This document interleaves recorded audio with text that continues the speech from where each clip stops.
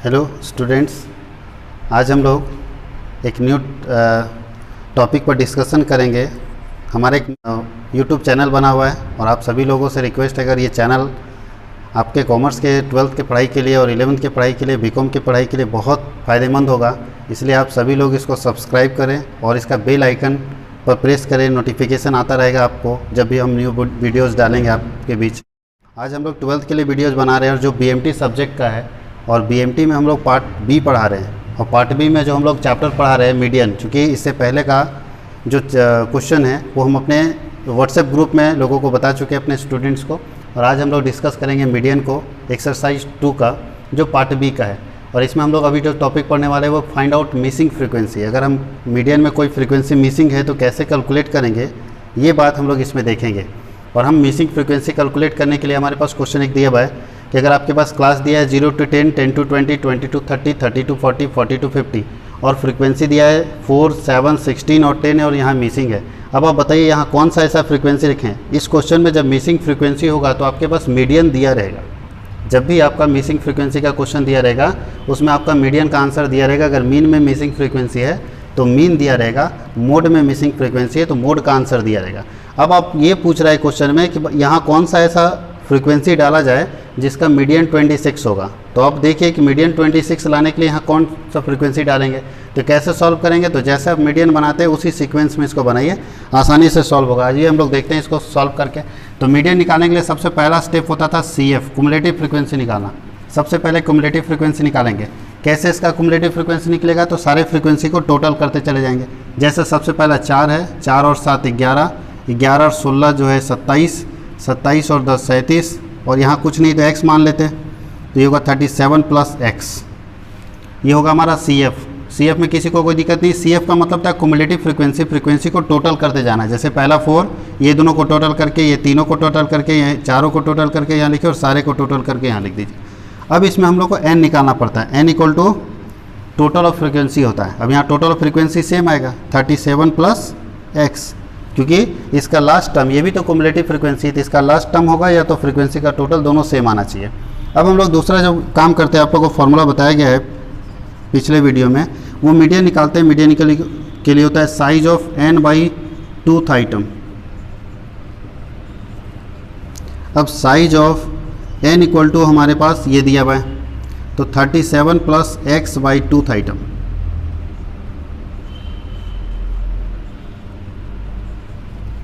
Divide करके निकाले कितना आता है, तो साइज ऑफ 18.5 प्लस, अब ध्यान दीजिए 37 को 2 से डिवाइड कर 18.5 आए, x मतलब 1x, और 1x को 2 से डिवाइड करेंगे तो आएगा 0.5x आइटम।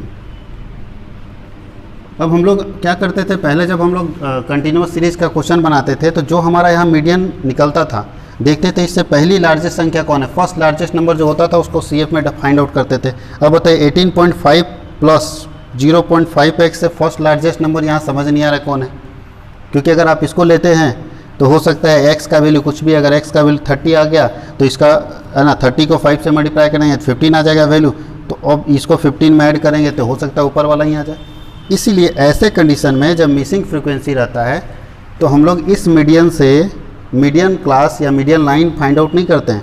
नहीं तो जनरली होता था यहाँ जो हमारा आंसर आता था उससे मीडियन लाइन फाइंड आउट करते थे कि मीडियन लाइन कौन सा है, और फिर हम लोग फार्मूला लगा के सॉल्व करते थे। लेकिन इस क्वेश्चन में जब मिसिंग फ्रीक्वेंसी रहेगा, इससे आपको मीडियन लाइन फाइंड आउट करना बहुत दिक्कत होगा, बहुत मुश्किल होगा इससे निकालना।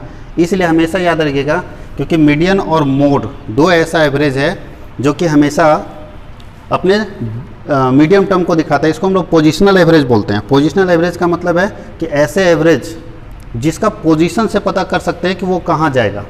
और ये आपको हम हमेशा बताए हैं कि जब भी मीडियन और मोड निकालते हैं तो मीडियन और मोड का आंसर मीडियन क्लास और मोड क्लास के बीच में होता है।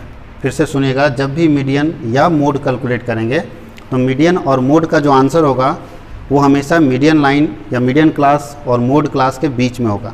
अब यहाँ ध्यान दीजिए, मीडियन का अगर आंसर 26 है तो इसका मतलब मीडियन क्लास क्या रहा होगा, 26 के इसके बीच में तो आता नहीं, इसके बीच में आता नहीं, ये होगा।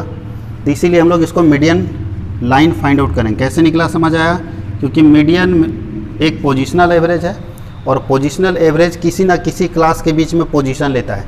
तो देखना होगा कि अगर आंसर 26 है तो किसके बीच में होगा, इसके बीच में, इसका मतलब है कि मीडियन का आंसर इसके बीच में ही आएगा।